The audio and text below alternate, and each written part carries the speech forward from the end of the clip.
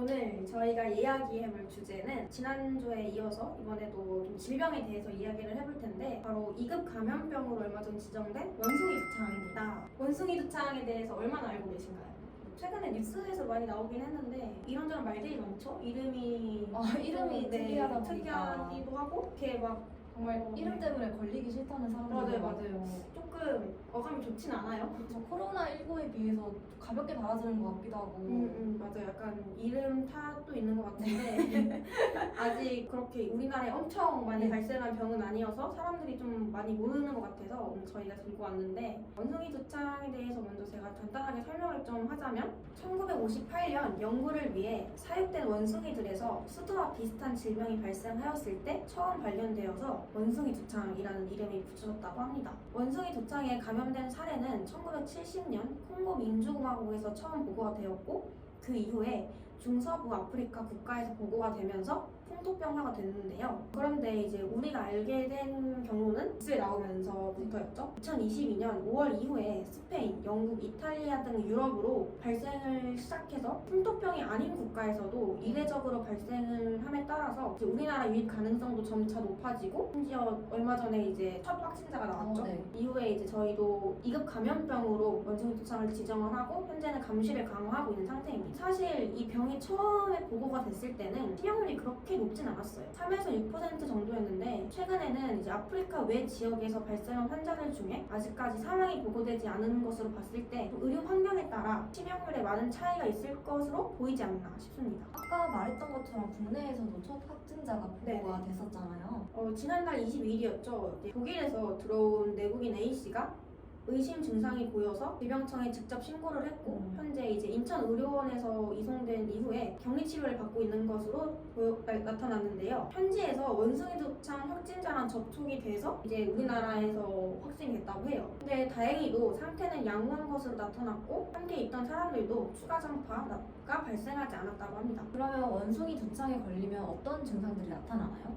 평균 1, 2주 정도의 잠복기를 지나고 고열, 두통, 근육통, 피로, 오한 등의 증상이 나타나고 이 이후에 한 3일 정도 뒤부터 발진이 시작된다고 하는데 발진은 얼굴에서 시작하여 몸통 그리고 사지 순서로 반점, 구진, 수포, 농포, 딱지 순서로 변하게 된다고 합니다. 주로 얼굴이나 손 발바닥에 심하게 일어나는 편이고 심한 경우에는 이게 이 안이나 결막, 각막에도 발생이 된다고 해요. 그 사진에서 보셨다시피 되게 이게 파인 것처럼 되게 징그럽게 옛날에 공보라고 맞아요. 그럼 자국처럼 남잖아요. 이게 이제 눈이나 입 안에도 날 수 있다고 해요. 근데 보통은 근데 한 2주에서 4주 정도 지속되다가 자연적으로 호전이 되는데 그래도 발진이 시작되면은 일단 타인과의 직접적 접촉은 당연히 피해야 되고 함께 만진 뭐 물건들 이런 것도 격리를 시켜야겠죠. 그러고 바로 이제 의료기관에 지금 내원을 해야 한다고 합니다. 이런 증상들을 보면 천년두랑 비슷하다고 볼 수 있을 것 같은데요. 그래서 천년두 백신 접종을 받은 사람들은 원숭이 두창에 대해 면역이 있다고 해요.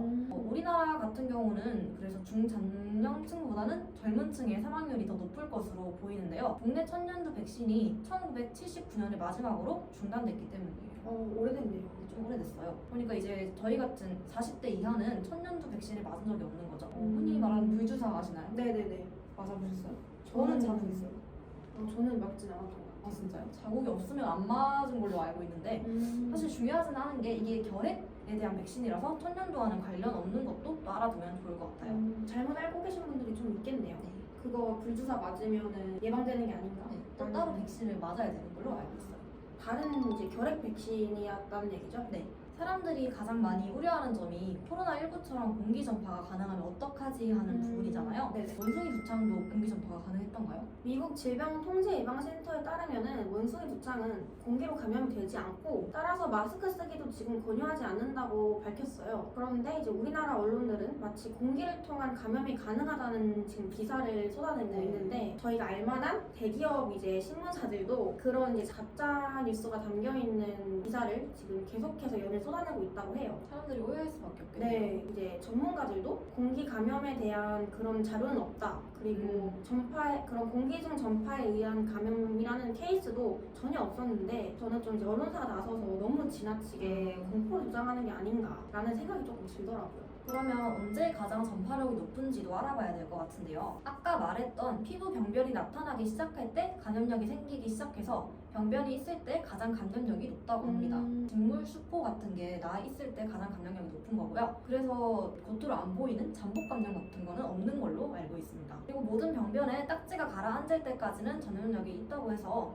이게 가라앉는 데까지는 아까 말했던 것처럼 한 2주에서 4주 정도 걸린다고 했었죠? 그때까지는 아직 감염력이 있는 걸로 보면 될 것 같아요. 딱지가 다 떨어져야지 그러면 이제 검사를 해도 그 원숭이 두창이 아닌 걸로 나온다는 얘기죠. 네, 그 전까지는 언제든 감염이 가능해서 의료원에서 계속 내원하면서 치료를 받아야 될 것 같아요. 생각보다 코로나19랑 좀 비교를 굳이 하자면은 원숭이 두창이 그 다 낫는 데까지 조금 더 오래 걸리는 시간이 것 오래 같아요. 걸려요. 네. 현재 우리나라에서는 치료가 어떤 식으로 이루어지고 있나요? 현재 치료는 일반적으로 이제 대증적 치료법을 도입을 하고 있는데, 대증적 치료라는 게 질병을 근본적으로 치료하지 않고 치료를 포기한 후 질병이 이제 발현하는 증상만을 다스리는 방법인데, 치료를 포기한다고 해서 마음 놓고 있는다는 게 아니라 대표적인 예가 그런 경우죠. 집에서 병명은 모르지만 감기인 것 같기도 하고 몸살인 것 같기도 해요. 근데 열이 난다. 그럼 저희는 보통 해열제를 먹잖아요. 네. 그런 것처럼 따로 이제 약을 처방받지 않아도 이 증상에 해당하는 약을 먹으면서 그 증상만을 다스리는 방법인 거죠. 그러면 일반 의약품으로도 네네. 충분히 치료가 네, 가능한 그쵸. 거네요. 그런데 이제 만약에 중증 감염이 돼서 조금 상태가 심각하다 싶으면 현재는 이제 있는 바이러스제를 통해서 치료를 하고 있다고 해요. 네, 앞에서 말씀드렸다시피 이제 이게 시간이 조금 걸리는 병이기 때문에 한 4주 정도 지나면은 이제 큰 이유가 없으면 자연적으로 좀 후전이 된다고 합니다. 그럼 국내에도 지금 원숭이 두창 백신을 맞은 사람들이 있나요? 백신을 지금 맞고는 있는데 정말 극히 일부인 사람들만 백신을 맞고 있죠. 저희가 이제 아까 앞에서 말씀드렸던 국내 접촉하신 분들도 이제 백신을 맞겠냐고 의사를 물어봤지만 맞지 않는다고 했어요. 그렇다면 어떤 분들이 맞으셨냐면 원숭이 두창을 가장 가까이에서 치료할 가능성이 있는 의료진 20여 명 정도가 지금 맞았다고 하는데, 또 이게 저희가 아는 그런 일반 주사 백신이랑은 다르다고 해요. 방법이 되게 좀 어렵기도 하고 그 이후에 이제 관리하는 방법도 까다롭다고 하는데, 저희가 아는 백신은 어떤 거죠? 주사에 이제 네. 백신을 넣어서 그냥 이렇게 안으로 주입하는 형태 아닌가요? 코로나도 그렇게 맞으셨죠.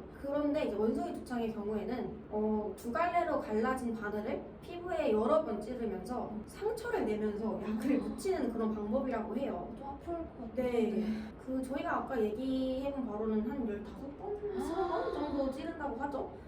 그런 식으로 여러 번 상처를 내서 약을 약간 묻혀서 주입시키는 그런 방법이라고 하는데, 그게 이제 맞았다고 끝이 아니라 코로나는 이게 백신 맞았을 때 좀 있다가 안 어지러우면 귀가 조치를 네네. 시켜주시잖아요. 근데 이제 원숭이 두창 경우는 집에 가서도 딱지가 생기는데 떨어질 때까지 샤워도 못 가고 찜질방 못 가고 기다려야 된다고 해요. 그래서 이제 사람들이 조금 접근하기 어렵지 않나, 너무 까다로우니까. 근데 이제 심지어 이 백신이 효용성이나 안정성이 지금 크게 검증되지 않은 상태여서 이게 뭐 새로 원숭이 두창용으로 만들어진 게 아니라 그 전에 다른 이제 그런 두창 백신으로 대비용으로 갖고 있던 백신이라고 해요. 아, 대비용이 따로 네네네. 있었나요? 그거를 맞은 거기 때문에 물론 이제 85% 정도의 예방 효과가 있긴 하지만 그래도 이제 100% 안정성이 검증되지는 않은 주사여서. 그 승객들 49명 밀접 접촉자분들이 백신 접종을 거부를 하셨잖아요. 네네네. 그 이유가 이런 데도 연관이 있을 것 같네요.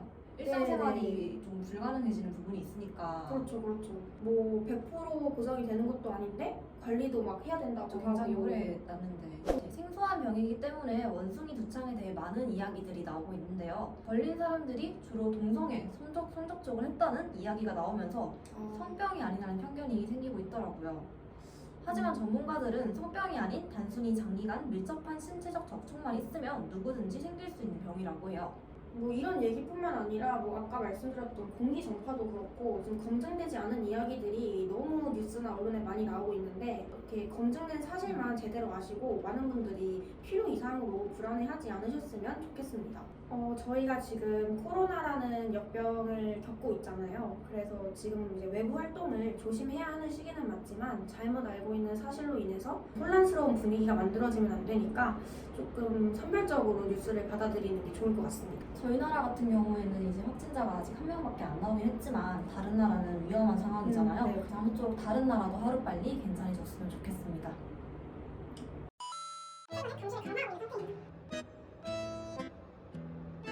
국내에서도 확진자가 보고가 됐었잖아요. 네네. 잠깐만. 근데 어쩌라는 거지?